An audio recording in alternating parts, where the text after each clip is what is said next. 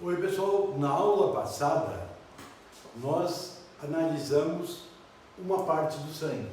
Nós analisamos as hemácias, que tu também pode chamar de eritrócito, que são ricos num pigmento chamado hemoglobina, que se combina muito facilmente com o oxigênio e que, portanto, servem para transportar o oxigênio e uma parte do gás carbônico. O número de hemácias ou de eritrócitos é 5 milhões por milímetro cúbico. Uma coisa muito questionada em vestibulares é o que pode alterar o nosso número de hemácias. E aí sempre vem a mesma coisa. URGS, UX, PUC, ENEM, todo mundo questiona isso. O que altera o nosso número de hemácias? A altitude. Quanto mais alto nós estivermos em relação ao nível do mar, maior o número de hemácias. Bom, o segundo elemento sólido do sangue que a gente trabalhou foi a plaqueta, que libera tromboplastina, que transforma a protrombina em trombina e aí o sangue acaba coagulando. E nós deixamos para a aula de hoje o terceiro elemento sólido do sangue, que nós chamamos de leucócito. Leucon é branco, citocélula, então é a célula branca. É o chamado envolvido na defesa do nosso corpo. Então vejam bem, nós temos uma certa imunidade. Primeiro, o nosso primeiro sistema imunológico, ele é formado pela nossa pele e pelas mucosas. Isto é, nós não deixamos micro-organismos entrarem no nosso íntimo celular. Quando a gente rompe essa barreira, ou da nossa epiderme, ou das nossas mucosas, o micro-organismo, ele entra no nosso corpo e ele passa a fazer parte do nosso íntimo. Veja que para um elemento estranho, o nosso sangue não existe coisa melhor, porque ele tem proteína, ele tem lipídios, ele tem tudo que o micro-organismo precisa. Então nós não podemos deixar que ele fique à vontade dentro do nosso corpo. Então nós temos uma resposta imune. A resposta imune, ela sempre tem 4 características. A primeira é a especificidade. No momento que entrar uma bactéria, nós temos que ter uma resposta exatamente para essa bactéria. Por exemplo, hoje se fala tanto no Covid, eu estava lendo ontem num jornal, pergunta de alguém, disse, vem cá, se eu usar antibióticos eu não vou ficar imune? Não, tu não vai ficar imune, porque os antibióticos não funcionam contra vírus.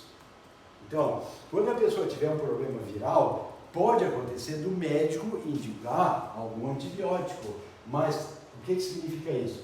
Significa que a pessoa não está se defendendo bem, além daquele vírus que lhe está causando problema, ele pode estar não se dando muito bem na defesa de bactérias. Então pode a pessoa estar com esse Covid e ela está usando antibióticos. Ah, mas o médico não sabe. Claro que o médico sabe. Eu conheço uma pessoa que teve o H1N1 há 1 ano e meio atrás, e que quando essa pessoa chegou no hospital, o médico imediatamente entrou com antibióticos. Casualmente essa pessoa era eu, e eu falei para o médico, mas tu vai usar antibiótico? Ele disse, claro que sim, mas eu não estou te defendendo do H1N1, é que ele está abrindo o caminho para outros germes. Então nós temos especificidade contra alguns seres, mas o nosso sistema imunológico, ele debilita o nosso corpo e ele pode acabar sendo invadido por elementos que a gente não esperava. Bom, outra característica da nossa imunologia é a habilidade de responder a muitas moléculas. Quer dizer, daqui a pouquinho eu vou explicar como é que o leucócito funciona, como é que o linfócito funciona, e aí vocês vão entender como é que a gente reage para essa bactéria, para aquela outra bactéria, para uma terceira, para uma quarta. Bom, outra coisa muito importante, nós temos no nosso sistema imunológico a habilidade de distinguir aquilo que é nosso e aquilo que é estranho. Porque aquilo que é nosso, nós nunca vamos chamar de antígeno. Nós não vamos estabelecer uma defesa contra o elemento do nosso corpo, a não ser que nós temos uma doença autoimune. Aí já é um problema muito sério. A pessoa tem lúpus. Bom, aí ela não está distinguindo entre o próprio e o não próprio. Aí qualquer coisinha passa a ser muito grave. E uma outra característica da nossa imunologia é o que nós chamamos de memória imunológica. Por exemplo, Se a gente tiver uma bacteriose hoje, e nós vamos resistir a esse elemento formando anticorpos. Só que é um elemento que nós não tínhamos conhecimento, nós nunca tínhamos nos defendido dessa bactéria. Então, até nós formarmos a nossa defesa, nós vamos demorar 5 dias, 4 dias, 6 dias. Depois que nós tivermos aí memória imunológica, e quando chegar esse micro-organismo no nosso corpo, nós podemos fabricar as nossas defesas em cerca de 1 hora, 2 horas, quando muito. Então, essa é a resposta imunológica. Bom, agora eu vou fazer uma primeira análise dos tipos de leucócitos. A gente divide, assim, em primeiro lugar, 2 tipos. Os leucócitos que têm grânulos, a gente chama de granulócitos. É bem fácil de gravar a terminologia desses, porque eles são divididos conforme os corantes. Se o corante é neutro, se o corante é ácido, que a gente chama de acidófilo ou eosinófilo, ou se o corante é básico. E aí nós temos os 3 leucócitos granulócitos. E aí quando ele não tem grânulos, a gente chama de agranulócito. E aí nós vamos ter só 2 tipos, linfócito e monócito. Vamos analisar primeiro, pessoal, os granulócitos. Então nós vamos ter o neutrófilo, que esse aqui é um dos raros casos que faz fagocitose. Então antes eu vou falar disso aqui, ó. Quais são as 2 propriedades básicas de um leucócito? Não é para todos, mas é uma coisa que só o leucócito tem, que é a diapedese. O que é diapedese? É a capacidade do leucócito atravessar as paredes dos vasos e se localizar junto a elementos estranhos, mesmo que eles não estejam na corrente circulatória. Porque então essa característica do leucócito, é só o leucócito que tem isso aí, a diapedese. Aí quando ele chegar junto ao micro-organismo estranho, ele tem outra coisa que ele é exclusiva, a fagocitose. O que é fagocitose? É englobar o elemento estranho e depois digeri-lo. Então veja bem, não são todos os leucócitos que têm a capacidade de fagocitose. O neutrófilo é um dos 2 casos apenas. Depois eu vou falar do outro. Bom, o eosinófilo é outro tipo que reage então a corantes ácidos, principalmente a eosina, que é o principal corante ácido. Esse aqui, ó, esse leucócito, ele não é muito comum quando nós recebemos elementos estranhos. Ele é mais comum quando nós temos verminoses. E aí nós temos a atuação do leucócito eosinófilo. Também nas doenças alérgicas. E aí nós temos um terceiro tipo de granulócito, que é o basófilo. Esse aí, ele reage a corantes básicos, só que ele não está tão envolvido a atacar elementos estranhos. Ele trabalha mais em processos alérgicos. Então ele é capaz de liberar a histamina, que é vasodilatadora, e a heparina, que é anticoagulante. Então veja bem, esses aqui não são os principais defensores.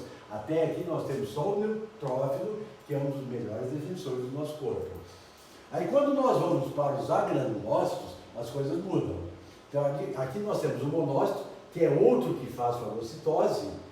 São só esses 2 que fazem fagocitose. Isso já foi questionado nos vestibulares, tá, pessoal? Então os que fazem fagocitose são os neutrófilos e os monócitos. Esse vai fagocitar bactérias, vírus e fungos. E aí tem o linfócito, pessoal. Esse linfócito ele é extremamente importante. Só que veja bem, ele não é dado à fagocitose, ele não é dado à diapedese. A resposta dele será com a produção de anticorpos. Então, um problema muito grande é quando a gente faz enxertos ou faz transplantes. Depois eu vou falar melhor, mas eu só quero deixar aqui 2 palavrinhas para vocês. Ó. O transplante, ele pode ser autólogo, ele pode ser homólogo e heterólogo. Qual deles tem rejeição? Bom, vamos começar com o autólogo. Autólogo é aquilo que a gente faz de um indivíduo para ele mesmo. Tá, mas por que o indivíduo vai fazer um transplante para ele mesmo? Normalmente isso aí pode acontecer por problemas estéticos. Vamos supor que a pessoa teve algum evento anormal e ela lesou a epiderme e uma parte da derme. E aí ela vai ficar com aquele sinal de que ele teve um problema. Então eu posso ir para uma parte do corpo que eu não exponha muito e retirar de lá uma parte e enxertar nesse local que está feio, que eu não estou aceitando essa disfunção estética do meu corpo. Aí não tem nenhum problema de rejeição. Por quê? Porque é o mesmo DNA. Também isso aí seria aquela situação de gêmeos univitelinos. Já que eles têm o mesmo DNA, não há rejeição. Isso é o transplante autólogo. Homólogo é entre indivíduos de mesma espécie. Tem rejeição? Sempre tem rejeição. Os problemas maiores são transplantes renais, transplantes cardíacos.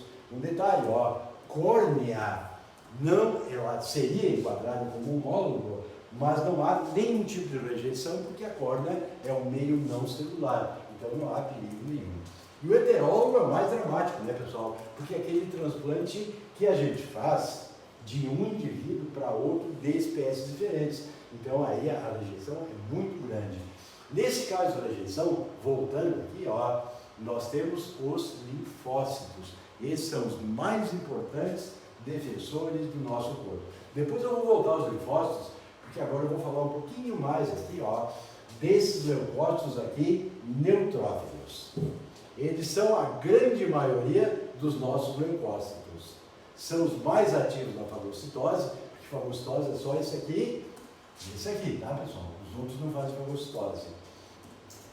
E na hora que ele tem que sair do vaso, ele vai usar esses leucócitos aqui, porque ele vai trabalhar com a histamina e a heparina, pelo fato de que o leucócito ele vai ter que se deslocar pelas paredes do vaso e ir a outras partes do organismo do indivíduo.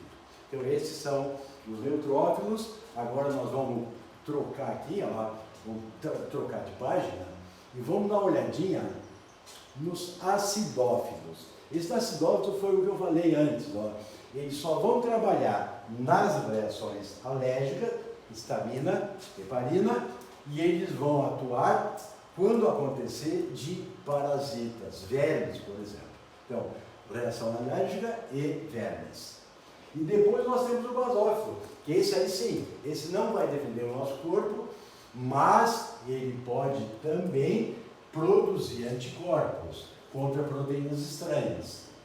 E aí eles vão trabalhar na forma de mastócitos e basófilos. Eles vão romper a membrana, liberar a histamina e vão liberar a heparina. Quando a gente vai para os leucócitos agranulócitos, aí nós temos a verdadeira defesa do nosso corpo. Então vamos começar assim com os monócitos, são os maiores leucócitos. Eles podem sair dos capilares, fazer a diapedese, né? E eles podem sair do vaso e ir lá para o tecido conjuntivo próximo.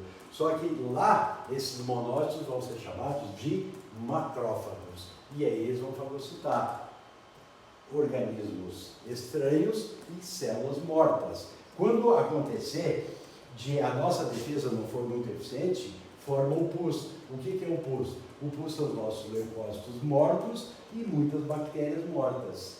E aí nós temos esse processo de infecção. Bom, depois nós vamos para esses aqui, pessoal. Aqui nós estamos diante da coisa mais fantástica de defesa que nós temos no nosso corpo. São os linfócitos. Os linfócitos são mais ou menos 20, 30% dos nossos linfócitos. E eles podem ser chamados de linfócitos T. Os linfócitos T, eles podem ser o T helper e eles podem ser o T citotóxico. E ainda nós temos o de memória. Então, o que são cada um deles? O linfócito T helper, vou fazer de uma maneira bem facilzinha de vocês gravarem. O nosso sangue está circulando pelo nosso corpo o tempo todo. E entre esses elementos que estão circulando, nós temos os linfócitos T helper. Eles não têm nenhum poder de defender o nosso corpo contra elementos estranhos. Então vocês imaginem o seguinte, eu vou criar uma situação aqui para a gente gravar melhor. Imagina que a pessoa se lesou aqui, nessa região, e ela expor expôs partes íntimas. Na biologia, expor partes íntimas significa oferecer sangue para uma bactéria, que eu falei antes, para a bactéria, o nosso sangue é a melhor coisa que existe, porque tem todos os nutrientes que elas precisam. Aí quando o T-helper está circulando pelo nosso corpo e ele acha uma exposição do nosso corpo, e aí é sinal de que os elementos estranhos, as bactérias estranhas estão entrando. E aí esse linfócito TH, ele não ataca essas bactérias. Ele faz como se fosse uma espécie de molde e vai lá no tecido linfóide. Normalmente o tecido linfóide vai ser nos nossos linfonodos, vai ser no nosso baço, nas nossas amígdalas ou no nosso timo. O que é esse linfócito que vai ser formado? Vai ser formado o linfócito auxiliar, o linfócito citotóxico. Não, auxiliar é aquele que identificou o elemento estranho. Esse citotóxico não. Esse citotóxico ele é formado, por exemplo, lá nos linfonodos, a partir do momento que o T-helper, que é o T4, informou, olha, lá na perna do indivíduo, ele expôs uma parte íntima e existe uma bactéria, um elemento estranho. E aí, com base na informação que veio no T-helper, é fabricado o T-citotóxico, o CD8. Esse aí tem o poder de envolver aquele elemento estranho e digeri-lo e fagocitá-lo. Então, essa é a verdadeira defesa do nosso corpo. Só que no momento em que o nosso T-helper foi formado, ele já vai produzir a formação de leucócitos de memória. Como eu expliquei antes, ó, se é uma doença nova, eu vou demorar algum tempo para que as minhas defesas ajam sobre o elemento estranho. No momento que eu já tiver essa célula de memória, uma doença que eu demoraria 5, 6 dias para começar a me defender dela, eu vou demorar 2 a 3 horas. Então, esse é o nosso sistema imunológico, pessoal. Esses são os leucócitos mais importantes do nosso corpo, porque eles defendem o nosso organismo de elementos estranhos. Eu vou voltar àquela história dos números. Qual é o número de leucócito por milímetro cúbico? O número varia muito conforme o vestibular, pessoal. Vou dar alguns números para vocês. Ó. Na Universidade Federal, nas universidades federais, o número de leucócitos ele oscila entre 6 e 8 mil. Quando nós vamos para a UPF, quando nós vamos para a PUC, quando nós vamos para a UX, é mais elástico esse número. Aí ele oscila entre 5 e 10 mil. Mas notem bem, sempre 10 mil, 5 mil, 6 mil, 8 mil. Nós estamos tratando aqui de milhões. Milhões é sempre quando a gente fala de hemácias. Hemácias é 5 milhões por milímetro cúbico. Só para revisar com vocês, ó, a falta de hemácias é anemia. O excesso de hemácias é eritronostose. Agora, quando a gente fala em leucócitos, a falta de leucócitos é a leucopenia. O excesso de leucócitos é a leucocitose. Tá, mas e leucemia? Bom, leucemia é um excesso, poderia usar a palavra assim, fabuloso. Eu vou dar alguns números. Ó. O meu número de leucócitos, em condições normais, eu vou usar o número da UX, tá? 6 a 8 mil por milímetro cúbico de sangue. É 1000, tá? Número de hemácias, 5 milhões.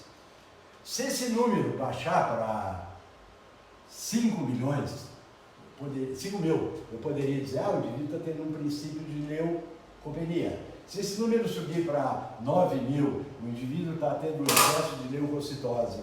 Agora, olha esse número aqui. Uma pessoa tem 100 mil. Bom, aí não é um excesso. O excesso seria 9 mil, 10 mil, 11 mil. Esse excesso ali de 100 mil leucócitos, de 200 mil leucócitos, é aquela doença que nós chamamos de leucemia.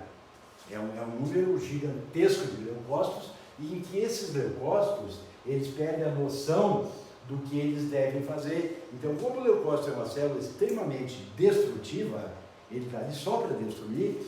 Se eu deixar um leucócito não bem informado do trabalho que ele deve fazer, ele passa a ser extremamente perigoso. Isso é leucemia. Então, o número, ele é gigantesco, né? De 6 a 8 mil, tu vai para 100 mil, 200 mil, então aí nós teríamos o chamado câncer do sangue ou leucemia. Só para encerrar essa parte dos números, o número de plaqueta, que foi visto semana passada, é de 300 mil por milímetro cúbico. Vamos pegar assim um número padrão, ó. Número de leucócitos, 6 a 8 mil. Número de hemácias, 5 milhões. Número de plaquetas, 300 mil. Tudo isso aqui que eu estou falando, pessoal, é por milímetro cúbico de sangue. Então, o que mais nós temos é hemácia, depois a gente tem plaqueta, 300 mil, e o que menos nós temos são os leucócitos. O leucócito ele só vai ser ativado em situações emergenciais, quando nós tivermos no nosso corpo micro-organismos. Porque para nos defender de inimigos grandes, nós podemos usar a pele, nós podemos usar o sistema muscular em mesma direção, em sentido contrário, fugindo, né?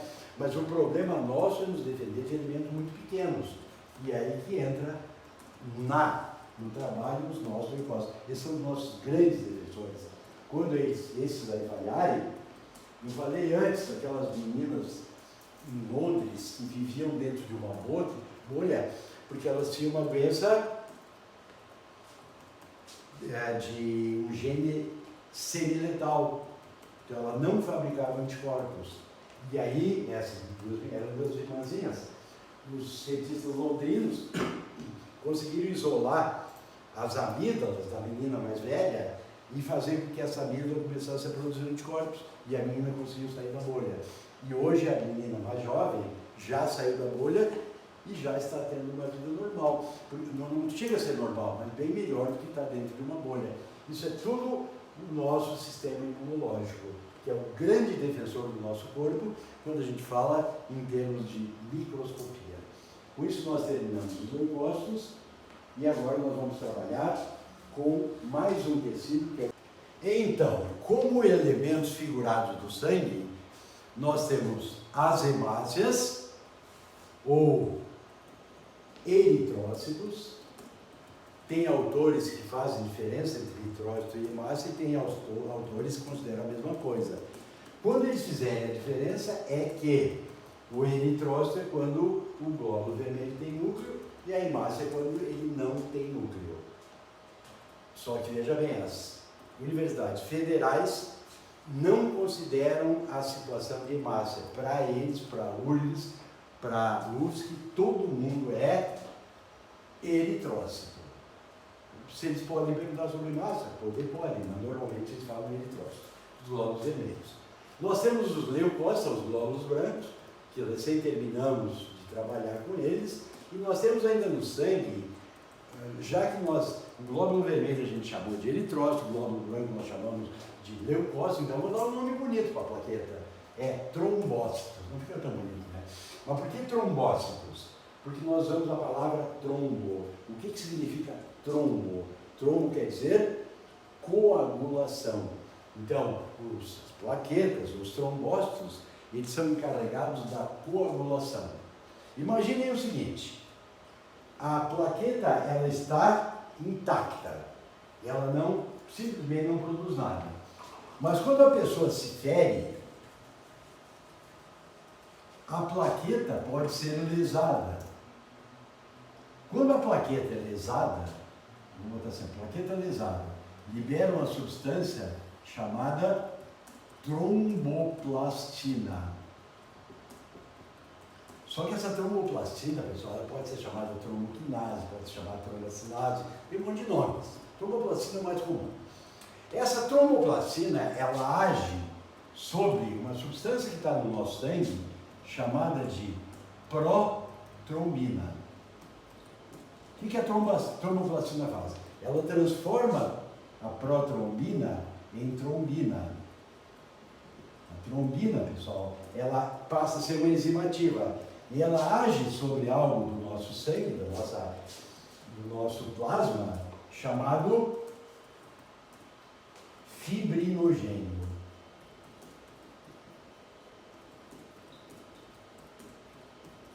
Quando a trombina age sobre o fibrinogênio libera a fibrina. O que é a fibrina? É um conjunto de fibras. Essas fibras que o fibrinogênio formou na forma de fibrina começam a reter todos os elementos sólidos do sangue. Começam a reter as hemácias, começam a reter os leucócitos e até que acabam retendo também as plaquetas. No momento que eles lesarem a plaqueta libera a tromboplastina. E aí faz uma sequência em cadeia, né? Cada plaqueta é lesada, cada plaqueta libera novamente tromboplastina, que age sobre a protrombina, transforma em trombina, a trombina age sobre o fibrinogênio, forma a fibrina passa a reter hemácias, leucócitos e plaquetas, e aí tem aquele efeito cascata, né? E aí o sangue acaba coagulando. A não ser que nós tenhamos algum elemento que evite a coagulação do sangue. Eu devo ter citado, assim, muito superficialmente, a situação das sanguessugas. A sanguessuga, pessoal, ela tem uma substância chamada iridina. A iridina funciona como a trombina. Ela age sobre o fibrinogênio e não deixa o fibrinogênio se transformar em fibrina. Quando o indivíduo não consegue formar fibrina, o sangue dele não coagula. Quando o sangue não coagula, é uma coisa muito boa para quem? Para a sanguessuga. Porque a sanguessuga ela não tem boca, ela tem uma ventosa. Então ela vai sugar o sangue do indivíduo. Só que se o sangue coagulasse, ia formar um trombo ali na ventosa da sanguessuga e ela ia ficar impossibilitada de continuar sugando o sangue. Por isso que a Irudo medicinalis, que é o nome da sanguessuga, ela consegue se adaptar num indivíduo que está sangrando e ele não consegue coagular o sangue justamente por causa dessa iridina. Isso foi descoberto há muito tempo atrás, quando as pessoas ainda, a medicina era muito antiga, o médico ainda era chamado de físico, né? E a pessoa achava que todas as doenças estavam no sangue. Então era muito comum a pessoa usar o quê? Fazer sangrias, porque claro que algumas doenças estão no sangue, só que os médicos, na época, que não eram médicos, eram físicos, né? Eles simplificavam a coisa e diziam, não, todo problema que a pessoa tem no sangue. Então, se a gente fizer uma sangria, o indivíduo vai curar. Claro que algumas doenças estão no sangue, então eles conseguiam curar essas doenças, mas não porque era retirando o sangue, e sim porque casualmente essa doença, que no caso estava preocupando a pessoa, é porque estava no sangue desse indivíduo. Falei antes o número, vou só recapitular. O número de plaquetas é cerca de 300.000 por milímetro cúbico de sangue. O próximo tecido que nós vamos trabalhar é um tecido conhecido como tecido muscular. O tecido muscular, ele é dividido em 3 tipos. Aqui estão eles, ó. O músculo ele pode ser liso, antigamente a gente dizia assim, ó, liso, estriado e cardíaco. Hoje em dia, nós sabemos que o cardíaco ele também é estriado. Então, algumas pessoas preferem, ao invés de usar estriado, usar esquelético. Então, me parece que essa divisão ela é muito mais apropriada nos dias de hoje. Então, nós temos o músculo liso, o músculo esquelético, que também é estriado, e nós temos o cardíaco, que também é estriado. Então, ficamos liso, esquelético e cardíaco. Primeiro, a forma da fibra muscular. O liso é em formato de fuso. O que é fuso? 2 pontas. Então, ele termina com 2 pontas. O esquelético e o cardíaco, eles são alongados. Aí vem uma outra diferença, que é o número de núcleos. O número de núcleos da fibra lisa é 1, e ele está central, assim como o músculo cardíaco. Embora dê a impressão de serem muitos núcleos, o cardíaco só tem um também, e é de posição central. O esquelético tem vários núcleos, e a posição, então, é periférica. Pessoal, primeiro a se considerar velocidade. O músculo liso é lento. O músculo cardíaco é rápido, se comparado com o liso. E o músculo estriado, o músculo esquelético, ele pode ser lento porque ele é voluntário. Então, se a gente quiser mexê-lo com um certo vagar, depende da nossa vontade. Mas ele pode ser muito rápido. Para você ter uma ideia, eu comentei isso aí em aulas passadas, que um beija-flor movimenta suas asas 55 vezes por segundo. Então ele pode fazer praticamente tudo o que ele quiser num voo. Bom, onde é que está o músculo liso? O músculo liso está ao longo do nosso tubo digestivo, nas vísceras. Então por isso que ele não tem essa rapidez toda e não tem voluntariedade. Os nossos movimentos peristálticos resultam de músculos lisos. O nosso músculo cardíaco, o próprio nome já diz, ele está onde? No nosso miocárdio, no nosso coração. Então ele é bem mais rápido que o liso. Agora o estriado ou esquelético, eu prefiro sempre a terminologia esquelética, por quê? Porque ele está ao longo do esqueleto. Então eu tenho aqui, ó, aqui eu tenho bíceps, aqui eu tenho tríceps, aqui eu tenho quadríceps. Então são todos músculos que estão aonde? Estão ao longo dos ossos, estão ao longo do esqueleto. Bom, no músculo esquelético, nós temos que considerar mais um detalhe, que o músculo esquelético, ele tem 3 tipos de fibra.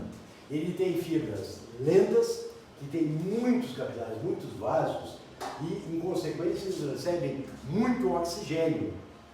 Esse é o tipo de músculo comum naquelas pessoas que fazem maratonas. Então essas pessoas precisam de muito oxigênio porque elas têm nos seus músculos, principalmente a respiração aeróbia.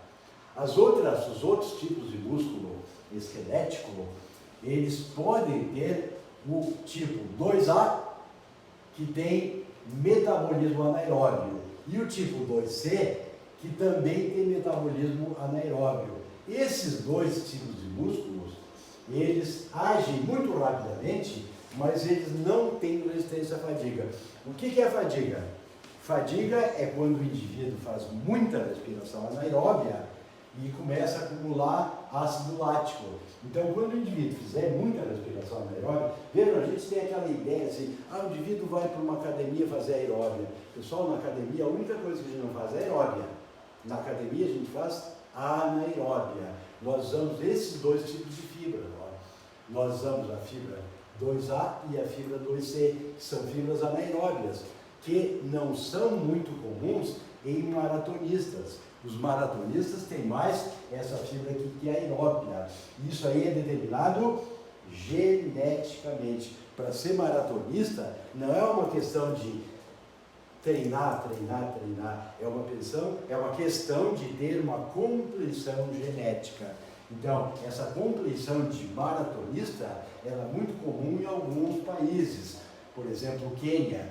Então, lá é muito comum que os caras tenham predomínio desse tipo de fibra. Então, ele já sai fazendo maratona porque ele já é uma pessoa programada geneticamente para a maratona. Não adianta tu pegar essas pessoas que têm esse tipo de fibra, nós aqui, ocidentais, aqui de ascendência europeia, nós não temos como desenvolver esse tipo de músculo com a aerobiose. Então nós não temos como fazer a maratona. Um europeu nunca vai se comparar a um africano desses países que tem essa herança genética de maratona, porque a compleição muscular deles é diferente. A URGS botou essa questãozinha que eu quero deixar para vocês. Existem 2 grupos de músculos. Aqui eles botaram 2 músculos. Na URGS eles botaram 2 músculos. Então eu repeti da URGS tentando seguir conforme estava na prova. Mas na verdade não são 2 músculos, são um músculo e um grupo de músculos, que podem ser voluntários ou involuntários. Qual seria essa resposta aqui, pessoal? Quais são os dois músculos ou grupo de músculos no nosso corpo que às vezes são voluntários, mas às vezes são involuntários? Para responder, então vamos lá. Se eu quiser aumentar ou diminuir os movimentos respiratórios, isso depende da minha vontade. Eu quero respirar mais rápido.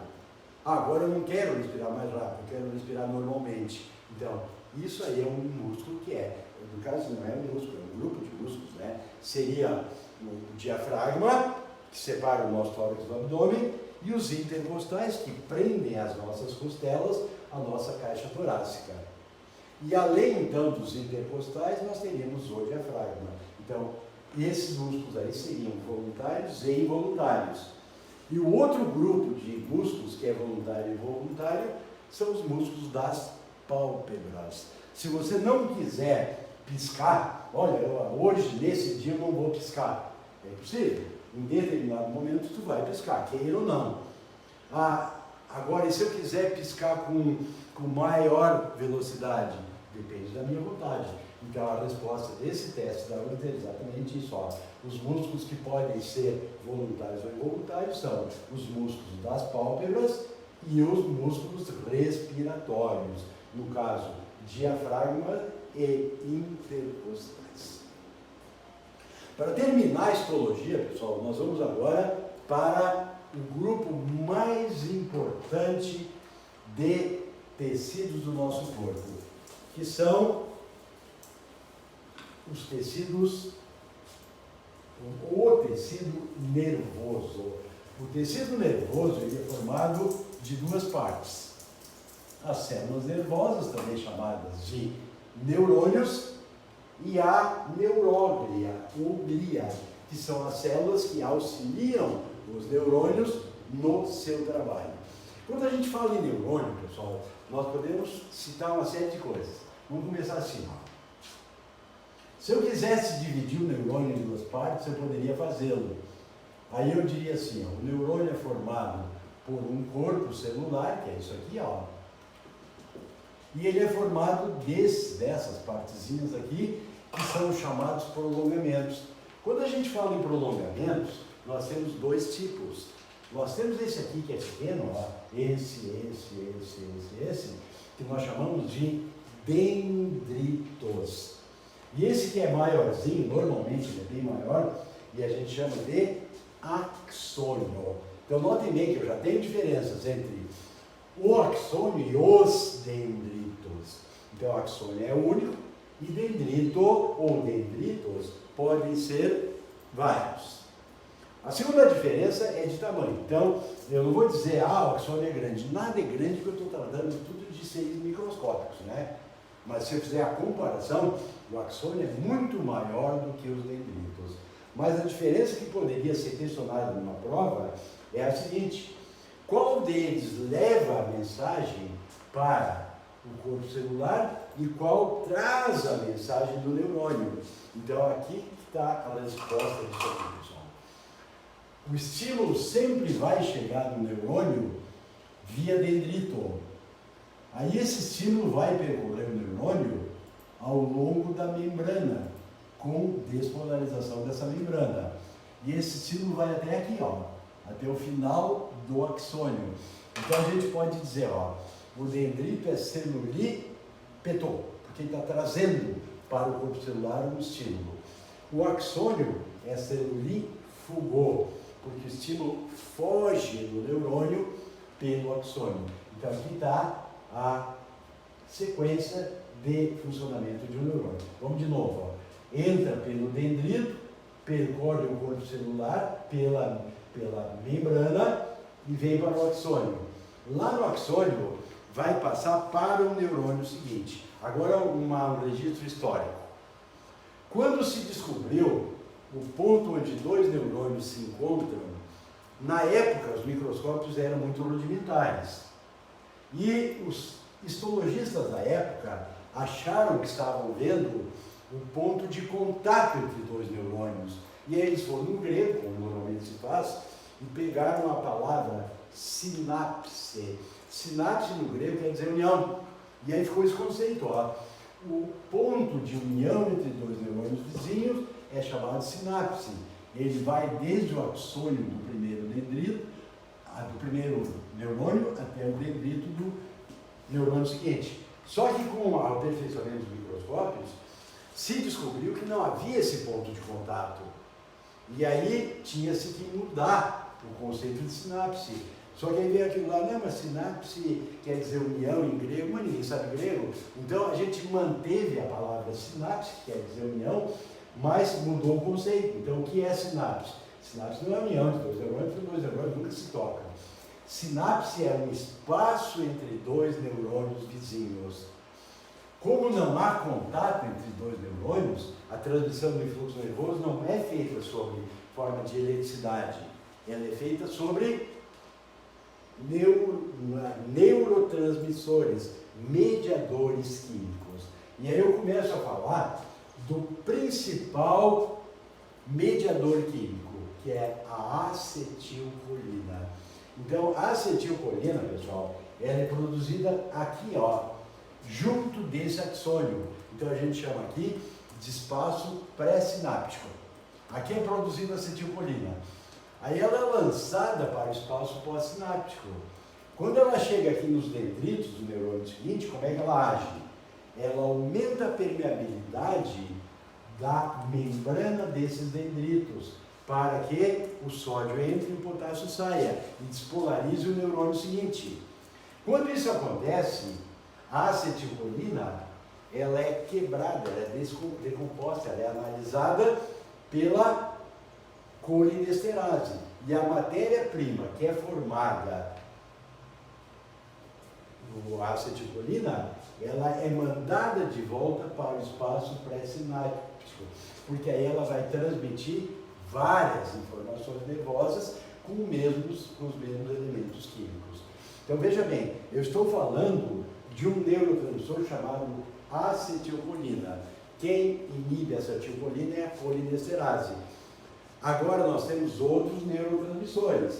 Por exemplo, nós temos um neurotransmissor que ele é lançado nos nossos neurônios quando nós estamos numa situação lúdica. E a gente chama de endorfina. A endorfina é quando nós estamos alegres, quando nós estamos rindo, então a gente libera as endorfinas. E aí tem uma coisa bem interessante, pessoal. Quando nós estamos rindo, algumas coisas são diminuídas. Por exemplo, a dor. Então os antigos diziam, rir é o melhor remédio. Isso foi passando de uma geração para outra, de uma geração para outra, e alguém diz assim, não, mas isso aí não funciona. Na verdade funciona, pessoal. Quando nós estamos numa situação de alegria, nós esquecemos praticamente por um determinado tempo a dor. Veja bem, nós temos também um outro neurotransmissor extremamente importante, que ele é lançado no nosso corpo quando nós estamos numa sensação de doping. Uma pessoa que usa doping, que características ela tem a mais que uma pessoa que não está dopada? Ela sente menos dor, então o doping é analgésico, e ela vai ter uma sensação de euforia. É mais ou menos o que acontece quando uma pessoa usa as drogas, aquelas que terminam em ina, morfina, heroína, tudo isso aí, essas inas, pessoal, elas elas dão para o usuário a sensação de ausência de dor e deixam a pessoa eufórica, que é a mesma coisa que as pessoas que usam drogas. Só que, ao mesmo tempo que a pessoa não sente dor e ela fica eufórica, ela tem um problema seríssimo quando ela usa droga. Qual é o problema maior de quem usa droga? É a crise de amotivação. Quando a pessoa está sob efeito de drogas, ela não é motivada para nada. Uma pessoa que use drogas, seja um usuário comum, ela não poderia estar, por exemplo, frequentando o nosso curso. Ela não frequentaria as aulas normais, porque exige muita motivação. E o drogado, ele é amotivacional. Então esse é o grande problema Além da dependência, o problema da droga é a motivação. Bom, além dos neurônios, pessoal, tem uma coisa aqui, pessoal, só quero que vocês prestem atenção para isso aqui, ó. Quando a dopamina, ela diminui, ela pode levar o indivíduo àqueles tremores, que é o que nós chamamos de mal de Parkinson. E agora, quando a pessoa tem muita dopamina, ela pode levar à esquizofrenia. O que é esquizofrenia? Bom, isso aí não é para vestibular, mas só para vocês terem uma ideia, o que é o esquizofrênico?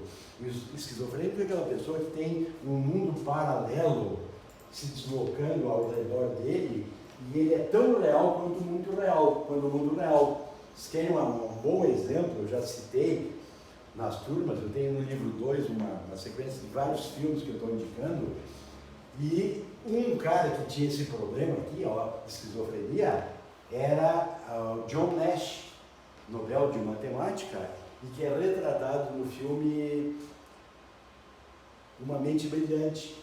O cara tem aquilo, ele tem exatamente esse problema aqui, ó. Ele tem muita dopamina, então ele desenvolve a vida normal dele, que é um grande matemático, é Nobel, né? O John Nash, e ele, ao mesmo tempo que ele é aquele gênio da matemática, ele é um esquizofrênico, porque ele tem um menino, um jovem, e uma menina, e um alto funcionário do governo norte-americano, e os três convivem no dia a dia. E os psiquiatras, à medida que o tratam, dizem, não, isso aí não é normal. Ele disse, não, mas é normal. Até que os psiquiatras dizem, mas como é que essa menina está contigo há dezenas de anos, ela continua sendo uma menininha? Então ela não é real. É isso aí que faz com que ele comece a se recuperar, e é um pouquinho antes dele receber o prêmio Nobel. Indico a todo mundo assistir esse filme. Bom, além dos neurônios, no nosso tecido nervoso, nós temos as células da glia, ou da neuróglia. São 3 tipos de células. Então, essa primeira aqui são os astrócitos. Notem o que é astro. Astro é estrela. Então, o astrócito, ele lembra uma estrela. E ele vai sempre estar apoiado nos tecidos sanguíneos. Por quê? Embora às vezes a gente não pense nisso, mas o tecido nervoso tem que ser extremamente alimentado. De cada 100 quilocalorias que são gastas no nosso corpo, 20 são gastos no sistema nervoso. Só que o sistema nervoso, ele representa apenas 2% do nosso corpo. E veja, consome 20% da energia que nós gastamos. Daí nós temos as células da micróglia, que elas são muito parecidas com os macrófagos e com os leucócitos do tipo linfócito T. São aquelas células que defendem. Só que o linfócito e os macrófagos, eles estão lá no tecido conjuntivo. E as células da micróglia estão lá no tecido nervoso para defender os nossos neurônios. Depois, pessoal, tem um outro tipo de célula chamados oligodendrócitos. Isso até tem um defeito da URGS, que eles botam assim, ó, qual é o elemento que forma a bainha de mielina? A bainha de mielina, pessoal, esse revestimento aqui do axônio, ela é um fosfolipídio, ela acaba funcionando como isolante elétrico. Quem forma a bainha de mielina são as chamadas células de Schwann. E a bainha de mielina vai se formando desde que nós éramos criança até que ela consegue isolar completamente o nosso neurônio. Depois, se houver um defeito na reposição dessa mielina, quem vai tentar repô-la são os oligodendrócitos. E a URGS não sei se eles se enganaram, mas eles botaram que os oligodendrócitos sempre formam a bainha de mielina. Não é verdade. Quem forma a bainha de mielina são as células de Schwann. Depois de um determinado tempo, se nós perdermos a nossa camada da bainha de mielina, aí que nós vamos ativar os nossos oligodendrócitos. Bom, para terminar o tecido nervoso, vamos falar do arco reflexo. O que eles poderiam perguntar no arco reflexo? Primeira coisa, qual é o número mínimo de neurônios para que ocorra um arco reflexo? Nós precisaríamos ter um neurônio aferente, que nós também podemos chamar de neurônio sensitivo. Aí nós teríamos um neurônio associativo ou interenuncial. E nós teríamos um terceiro neurônio, que é o neurônio eferente. Para vocês terem uma ideia, pessoal, o arco reflexo mais simples que existe na espécie humana, ele era chamado antigamente de patelar, porque isso aqui era chamado patela. Depois isso aqui passou a ser chamado de rótula. E na última reforma anatômica, a rótula voltou a ser patela. Então, mais do que nunca, esse arco reflexo aqui continua sendo patelar. O que é o patelar? É quando a pessoa, o médico normalmente, ele usa um martelinho e ele bate aqui, ó. Quando ele bate aqui, o estímulo vem para um neurônio. Esse neurônio eu vou chamar de neurônio sensitivo ou aferente. Aí esse neurônio vai lá na medula.